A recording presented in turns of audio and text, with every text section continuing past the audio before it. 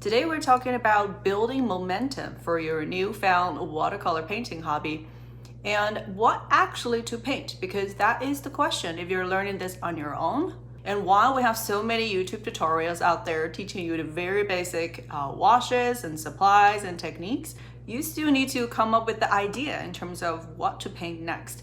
And as a beginner, you have very limited skills, but also a very limited vocabulary of visual language that you can use. So you'll get stuck, and that is what actually kills your momentum. So that's what we're going to talk about in this video. I'm going to give you 8 miniature scenes designed in a way that help you practice the core skills of watercolor and expand your horizon in terms of different types of subjects you can learn. And they are super dead simple if you just follow what we have already covered in our last video regarding the basic wash. And having a continuous feed of this type of simple scenes to paint is really truly the way for you to build your momentum as a beginner watercolorist and charge up your skill within the short duration of time. All right, so yeah, grab your brush, grab your paint set, maybe get a cup of coffee also. Let's dive in.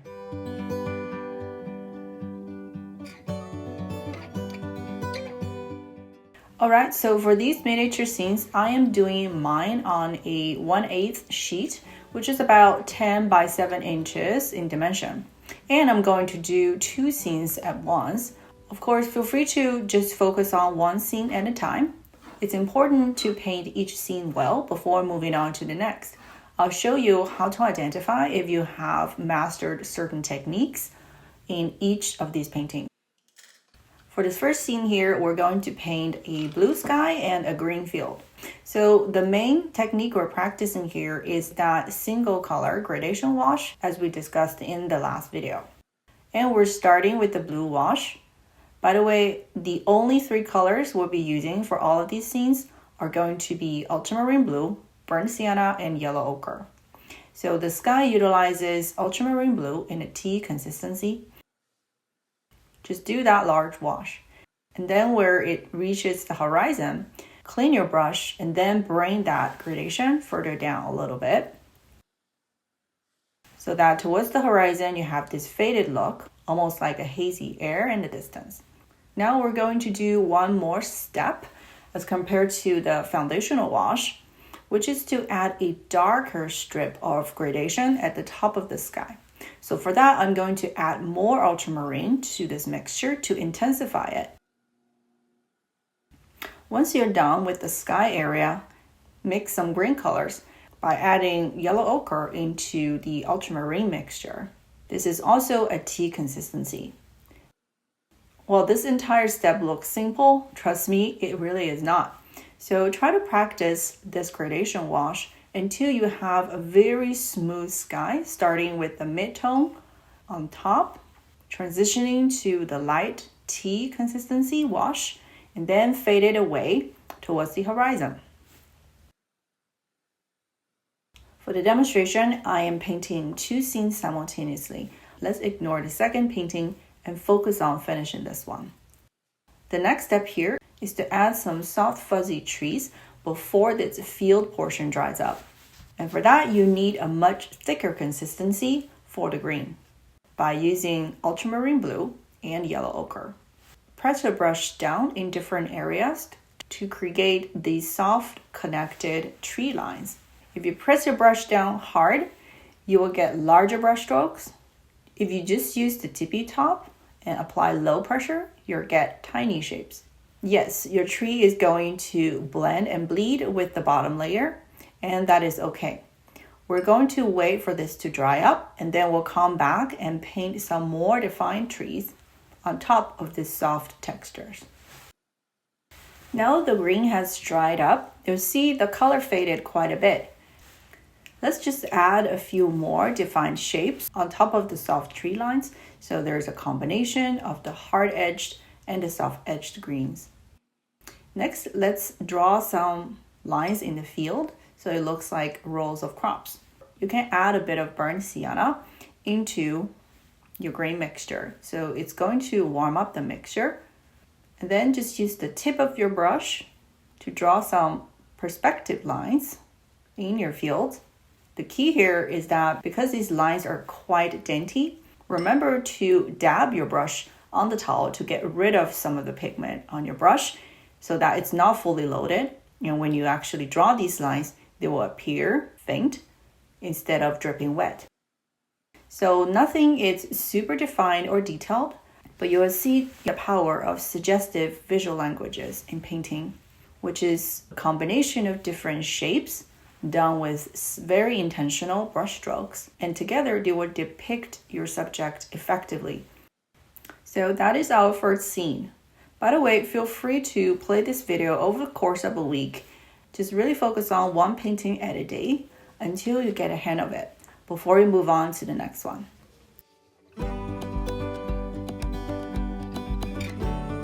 Remember, in our first video in the series, I demonstrated an important technique for color transitioning.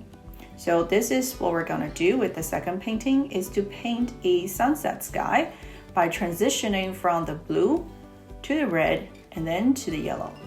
So we'll start again with the tea consistency ultramarine blue. Bring that color down quarter of the way and then switch over to burnt sienna color. Touch that line of green, then bring the color down further. Then we'll wash our brush again and switch over to yellow ochre color and do a relatively thinner band of yellow right under the red. Where the yellow ends is our horizon line.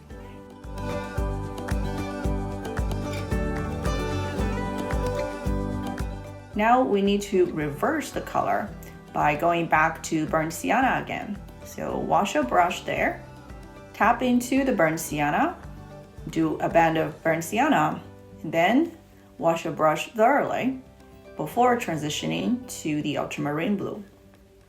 Remember, when transitioning color, your tendency is that you may not be able to have the exact same consistency of all the colors, which is actually key towards achieving a very smooth gradation between the colors and not have any staining effect.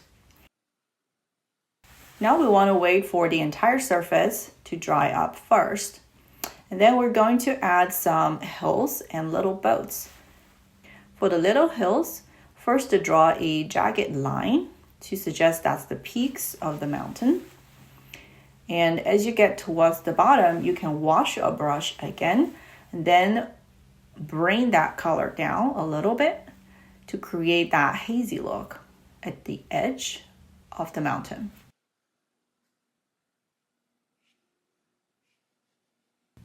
And maybe let's add another layer of the mountain in the distance using this less intense color.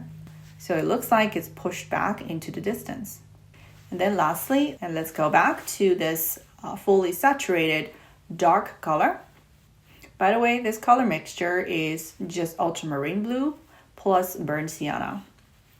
So let's add some little strokes of boats using a horizontal brush stroke to suggest the body of the boat, and then add a vertical thin line to each of the boat to suggest that is the masts.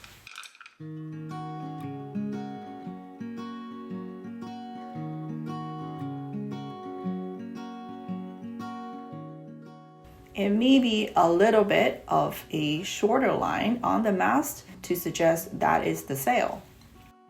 As simple as that.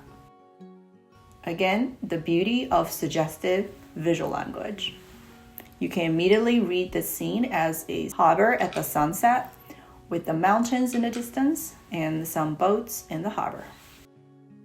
All right, before we continue, I have a quick announcement to make. Starting in January 2026 is where I'll be starting a series of beginner watercolor bootcamp through my Patreon program. Like breaks down everything you need to get started, but also more importantly, different painting ideas, exercises, common issues, and solutions, really designed to help you sustain your practice and not want to call quits every time you get frustrated. My Patreon class program starts with $8 a month, really affordable for those who just want to get the recording, the exercise sheets, and practice at their own pace. And for those who prefer getting more hands-on help, having me actually taking a look at your work, see what's going wrong, and help you correct it firsthand.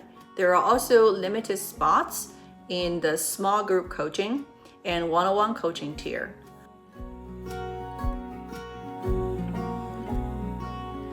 The third painting will be mostly the sky with some fluffy white clouds with a little bit of snow-covered mountain peak at the bottom. So to start, we're going to wet the surface using a clean brush, but don't go all the way to the bottom of the canvas.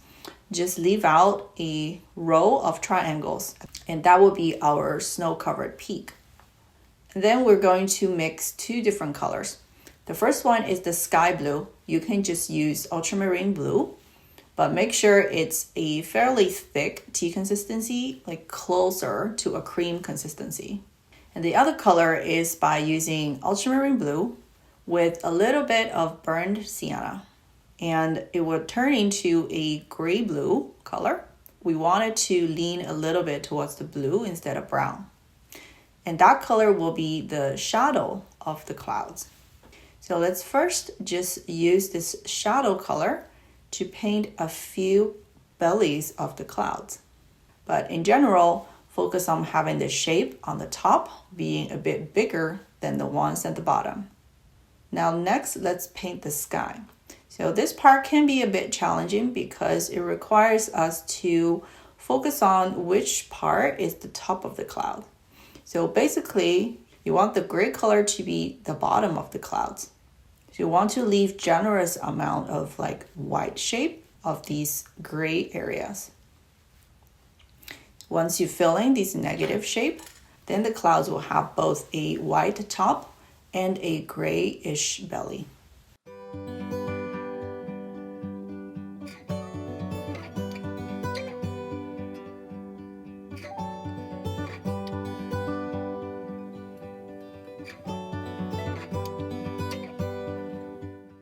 All right, as you go down, just don't go all the way. Leave out that line of the mountain ridge. And we'll go back and paint the snow mountain after the sky dries up. I like going in after your initial wash to emphasize certain areas of the blue so that the cloud shapes become more defined.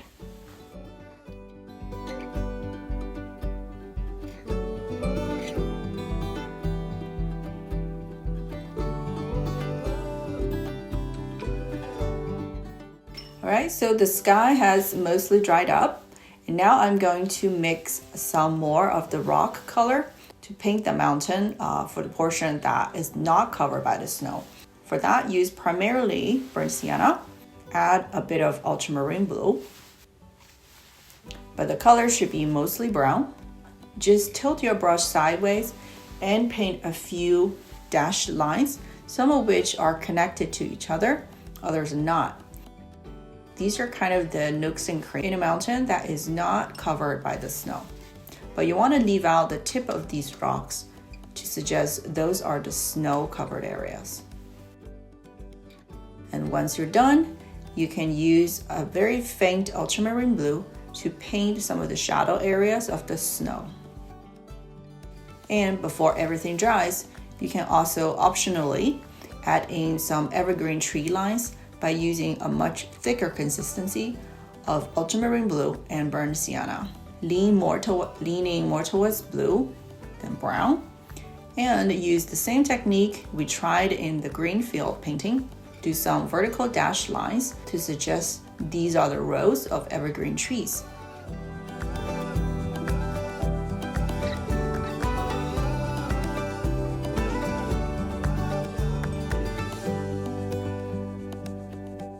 So for this fourth painting, I'm giving you guys the permission to use all of the bright colors you may have accumulated from your beginner paint set. So we're going to do a northern light sky with some silhouette of evergreen trees in the foreground. We're going to cover the entire area of the sky using bright colors like purple, green, yellow. So for my version, I'm using a turquoise blue color, and I'm mixing some more of the purple or magenta color. Just go ahead and pre-mix them so that they're ready to be used. And I'm also going to mix a little bit of the lime green using bright Hansa yellow with a little bit of ultramarine blue. Start by creating some diagonal streaks using your ultramarine blue. The ultramarine blue is used for kind of the night sky itself. And then I'm going to add some very bright colors interspersed between the blue, such as the lime green color and the teal color.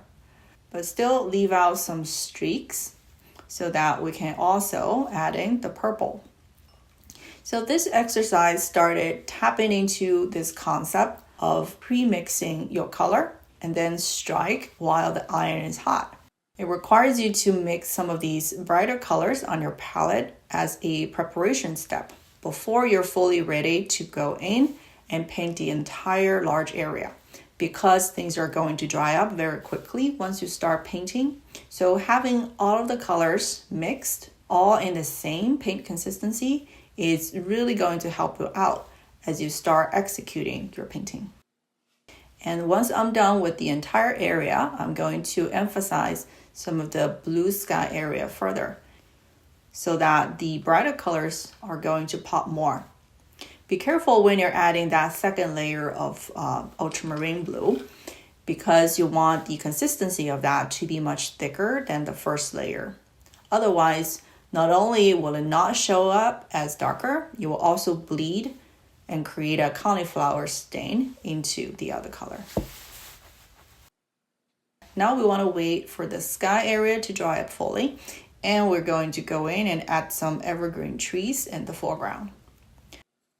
So for evergreen trees, you can use primarily ultramarine blue in a cream consistency, and you can add burnt sienna, but you also see me adding burnt umber.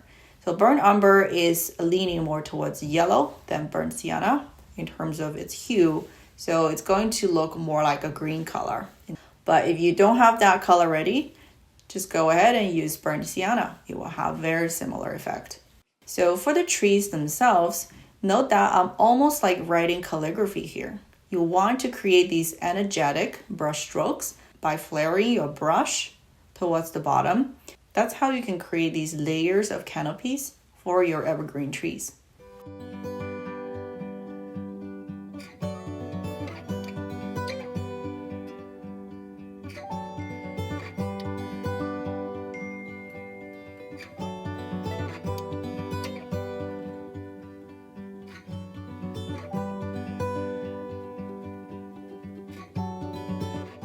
And note that the two trees flanking the side and the front are the biggest. And as you move towards the distance, use less pressure, more faint mixture, so that they look like they're pushed further into the distance. This will also help you create some separations between these trees. Another tip for you is that as you were painting these trees, feel free to dip your brush into either the blue color or the brown color, so that you will have these concentrated pigment in specific areas of the trees. And those varying color hues within that big shape is going to increase the artistic value of your work, because it will make your objects look more three-dimensional, but it will also make your color looks more vivid and fresh.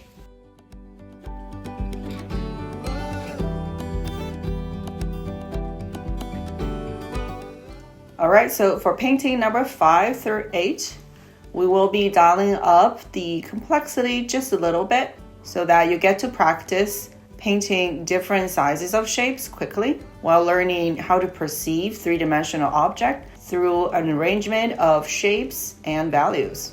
In the first scene, we're going to draw a barn with some bushes behind it. So the barn is going to have a triangular section, and then we're going to extend that to the left. Let's add some windows and the barn door. And add a bit of a tree in the background, like those rounded bulbous shapes. Draw a horizon line behind the tree, and you're done with the first drawing. Now to get started with the painting, we're going to pre-wet the surface of the sky and practice the negative painting techniques one more time with the sky. where we'll be leaving the cloud shape out while painting the negative shape of the sky blue. And as we get closer to the horizon, remember to wash and get rid of some paint on your brush so we can create a fainted look on the horizon. During this process, if you're like me, splotched paint in some areas, don't worry about it. Because the surface is sufficiently wet, you can just lift up any droplets using a paper towel. And the benefit for having such a wet surface is that now we can go in and lift some of these streaked clouds using a clean brush and a napkin. Just press down your brush hard on the paper to lift it, then dab the clean brush on the paper towel to keep it dry and move on.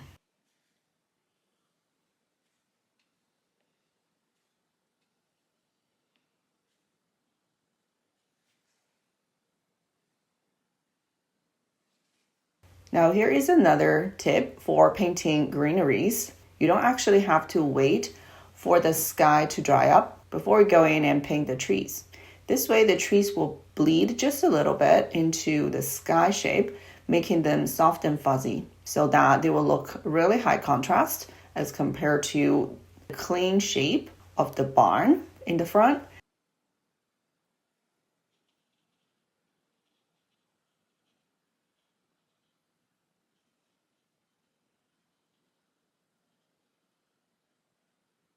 Now we're going to also paint a line of really faint trees in the distance, and then dilute your green mixture and paint the field so that the only thing left that's not painted is the barn itself.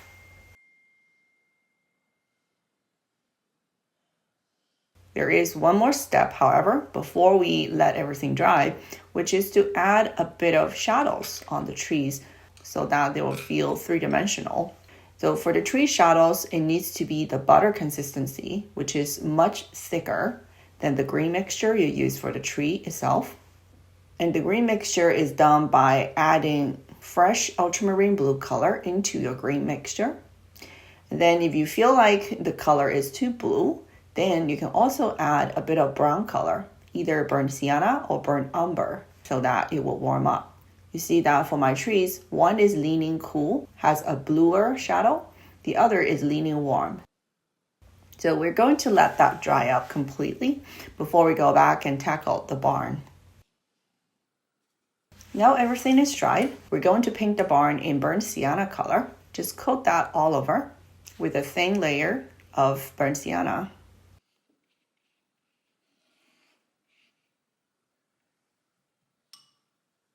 Now wait for the burnt sienna to also dry up before we go in to add some shadows to the sides of the barn and underneath the roof. The shadow color is ultramarine blue mostly, with a tinge of burnt sienna. Then I'm going to add a bit more burnt sienna into the blue mixture, but in a much thinner consistency, and then draw the lines in the field.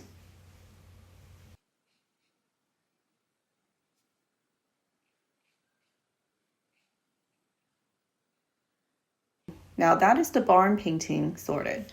We're utilizing some of the things we already learned in the first 4 paintings and start creating more defined shapes and soft textures for specific areas. So your next painting, painting number 6, will be practicing the sunset with the boat in the harbor. But this time we're going to practice adding in some clouds as well as ripples. For the sailboat, we're going to first draw a tapered trapezoid shape with a bit of curvature, and then extend that shape to the left a little bit to show the left side of the boat, and then the cabin above the boat. Stemming from the center of the cabin will be the main mast of the boat with a little triangle. That is the collapsed sail. We're going to add a bit of a buoy to the left of the boat as well. And then draw your horizon line that's just a little bit above the boat. So first create the sky gradation just as you did for painting number 2. Start with the ultramarine blue, transition to burnt sienna, and then to yellow ochre.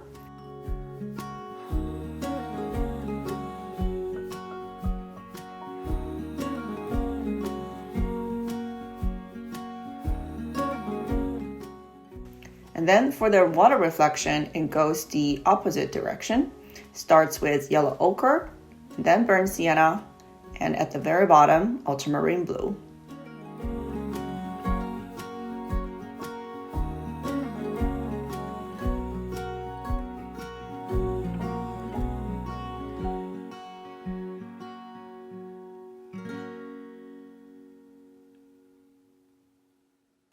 Now this time, instead of waiting for things to dry completely, we're going to paint some moody dark clouds in the sky.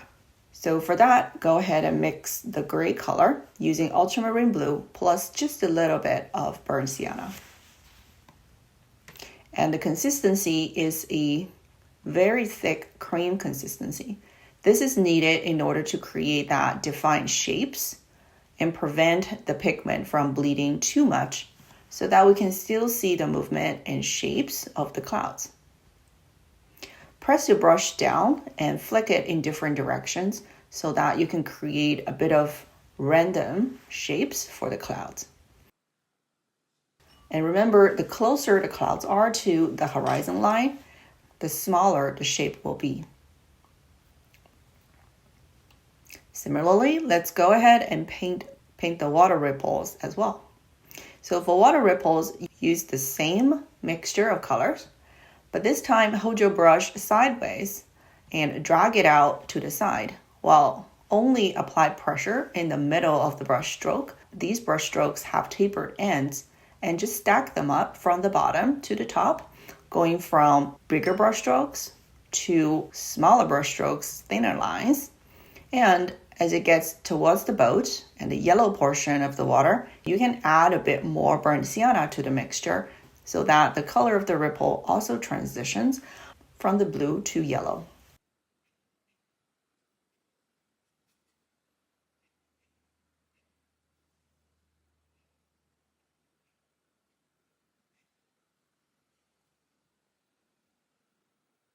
Now that the background is dried up, and we're going to apply burnt sienna to the buoy and the sail, so you have a bit of pop of color there.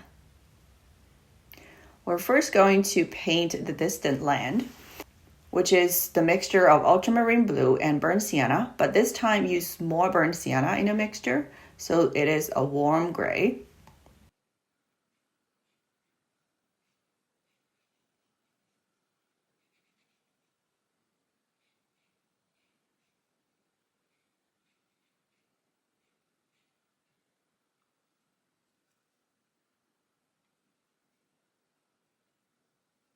We can paint the sailboat, which will be largely in shadow and backlit. So we're going to use, again, that gray mixture of ultramarine blue with a little bit of burnt sienna, and coat only the right side portion of the hull of the boat and the cabin of the boat, so that the boat looks like there is a beam of sunlight hitting its left surface.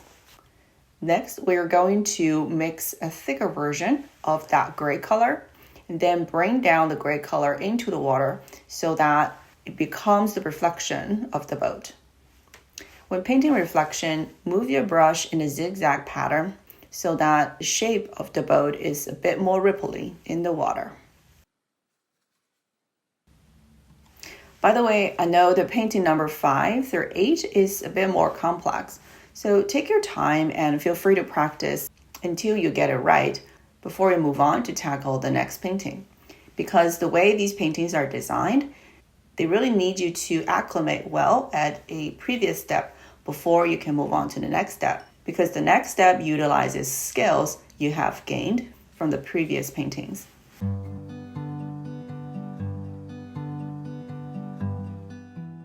The next scene is going to have even more depth, which is a cliff with trees on it and ocean in the distance. So we're going to draw almost like clusters of cloud shapes, signaling a connected group of cypress trees. And we're going to extend them down by drawing their stems, and where the stems end will be the cliff itself. So the cliff will curve to the right with a bit more of those cloud-shaped canopies, suggesting those are the trees growing maybe behind the cliff or on the cliff.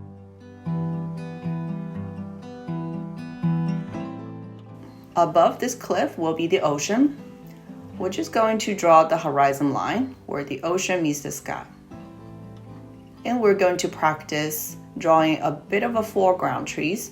So we're going to add a bit of the canopies of a much closer tree on the upper right corner. So this sky is going to be a little bit gray and the weather is a bit more overcast. So the ocean is going to be dark blue, not so reflective, while the sky is more of a gray blue. So we're going to start by painting the sky using ultramarine blue, but add a little bit of burnt sienna to dull it up. Stop at where the horizon line is, then mix a much thicker version of that mixture, which is a generous cream consistency of ultramarine blue with just a little bit of burnt sienna. Extend that color down, but stop and create a bit of a jagged line to suggest that's where the wave is breaking, where it meets the sandy beach.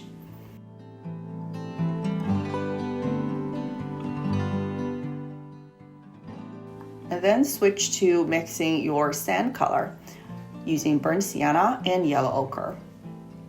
But when you connect that sand color to the ocean, leave out a band of white color to suggest that is the breaking wave. You see that I painted over the trees entirely, and this is something you're going to learn, which is how to avoid the shapes as you paint background wash. And that's exactly how. After you painted everything, lift up the color that's supposed to be the tree in the foreground. Note that you only need to worry about the tree that's covered by the ocean blue because that is the darkest color.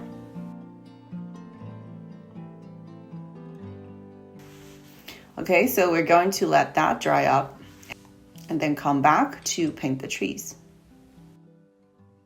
So for our second layer, we're going to paint the cliff first with primarily brown color. But maybe don't paint the entire cliff the same color. Leave out some strands of shapes on the side of the cliff that you can fill in with yellow ochre and burnt sienna mixture so that the cliff will have both cool and warm color.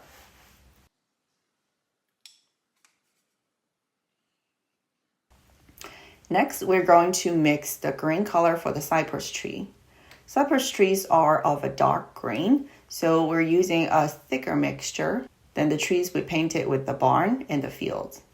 So that means your mixture will be ultramarine blue plus yellow ochre, but keep it thick and maybe more lean towards the blue color rather than yellow. Now I'm just doing some expressive mark making with my brush by emulating the movement of these cypress trees that almost has like a wind-swept look. So you're moving your brush sideways and flicking the brush to the left and the right.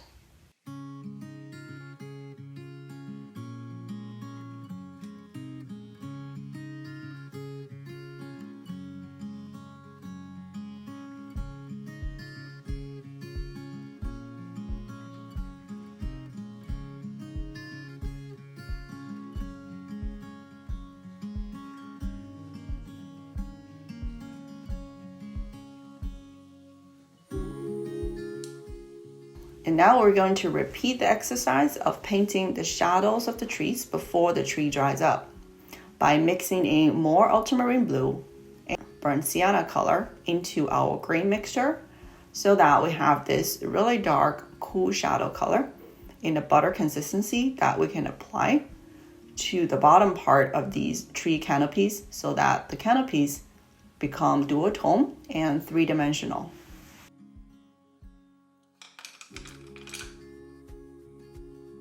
And the last step is to use your fine tip of your synthetic brush to paint the trunks of the trees. I said paint, but what I really meant is drawing. You're almost drawing these trunks using a dry brush mark and not in a very straight or continuous line, but rather in a more deft and broken line. This way you'll be able to create more vivid shapes for the tree trunks.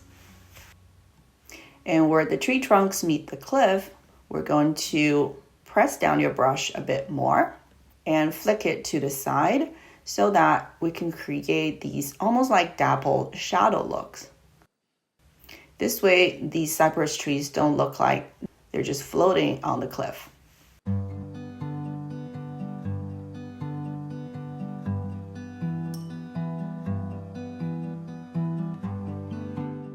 The number 8 and the last of this mini series is a still life of a vase with some hydrangea flowers. So we're going to start by drawing a rounded vase. It's not very tapered, but just have a bit of curvature towards the bottom. And we're going to extend that shape a little bit so we know where the reflection is. Next, we're going to draw some hydrangea flowers, which are mostly these large rounded shapes, like a flat oval with some pointy leaves coming from the sides and from the vase. We're going to draw a faint line to suggest that's the table, and maybe some decorative lines for the patterns on the vase. To get started with this scene, we're actually painting the background first as a whole. Wait for everything to dry so that the shape of the flower in the vase is left out with very clean edge, and then we're going to paint the vase last. First, we're going to wet the edges of these hydrangea flowers where it meets the background so that some of the flowers will have more of a soft edge and suggesting the soft fuzzy texture of petals. And for the background color, use primarily burnt umber or burnt sienna color. Add a little bit of ultramarine. So they're definitely on the warm side of the gray, at least a cream consistency so that it's sufficiently dark.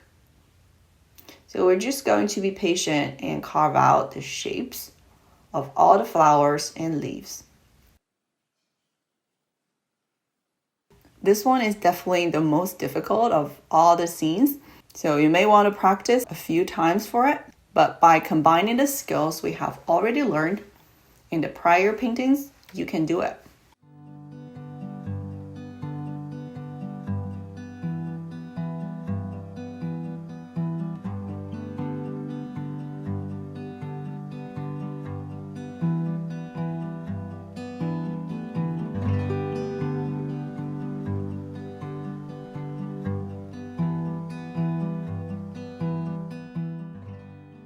Until we reach the part where it meets the table, and we're going to add a little bit of yellow ochre to warm that up so that it looks almost like a beam of light hitting the wall behind the table.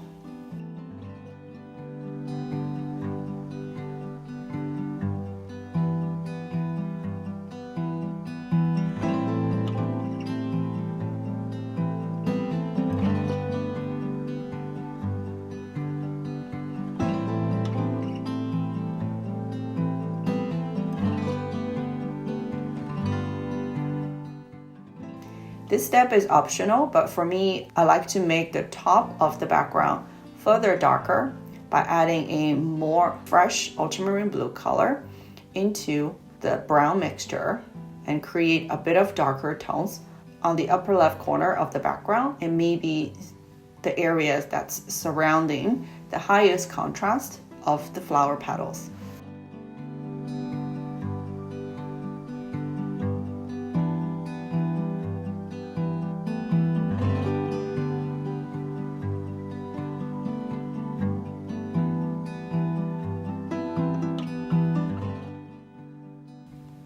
Now we're extending the yellow ochre color down to paint the table.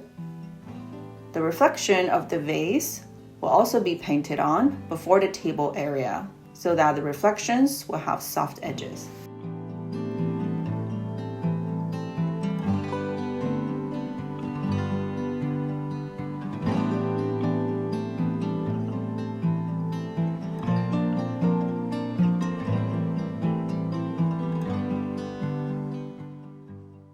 Now we're going to let everything dry up and come back and paint the vase and the flowers. Now everything has dried.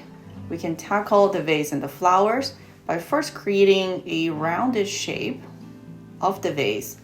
And to do that, we need to first wet the entire surface of the vase with water and then paint a few bands of color to the left side of the vase so that they look like shadows. So for the shadow, because this is a porcelain vase and mostly pretty light color, we're going to use a very thin cream consistency to paint these bands. Next, let's paint the leaf of the hydrangea. It's actually a very similar color of the cypress tree mixture we have mixed. It's a thick version of ultramarine blue plus yellow ochre. All you need to do is do 2 brush strokes and flick it to the tapered ends of the leaf so that your leaf will look vivid and energetic instead of looking rigid. And to paint the flowers, because flowers shadows is really not that pronounced, and these are the blue hydrangeas, so we're going to first wet certain areas of the flowers, and we're going to use only the tip of your synthetic brush and ultramarine blue color to almost like draw out these square grid onto the flower in a random formation. The square shape is because hydrangea petals comes in these clusters of 4, and you want to leave some white petals seen through rather than covering up the entire area of the surface.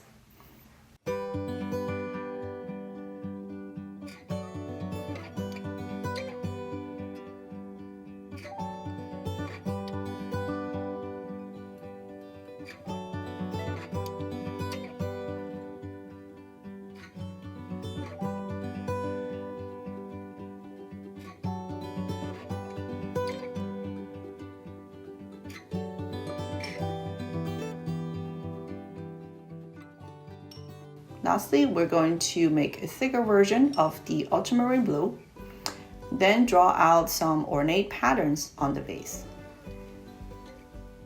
It really doesn't matter what shape you draw on the vase, as long as they look repetitive. And because the vase is partially wet still on the left side, the blue is going to bleed a little bit, and that is perfect. That will make the surface look more natural.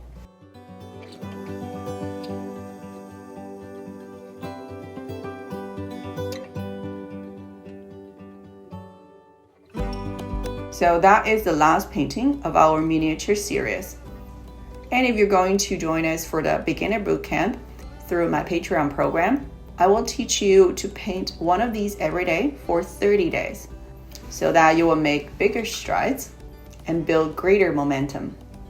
All right, so if you're ready for this New Year's 30-day watercolor challenge, make sure to check out the link here on Patreon. The link is in the description as well. So going on to the next class in this video series for beginners, we're going to then talk about common challenges and mistakes you will probably run into, because oftentimes it's the frustration and it's the challenges that just not knowing what went wrong and how to fix it, and the lack of clue is what deters the beginner watercolorist from pursuing and persisting through the craft. So that's what I'm going to be addressing in our next video, which is the most common challenges you're going to run into if you're just starting out doing watercolor and how to overcome them. All right, until next time, guys, I will see you. Bye.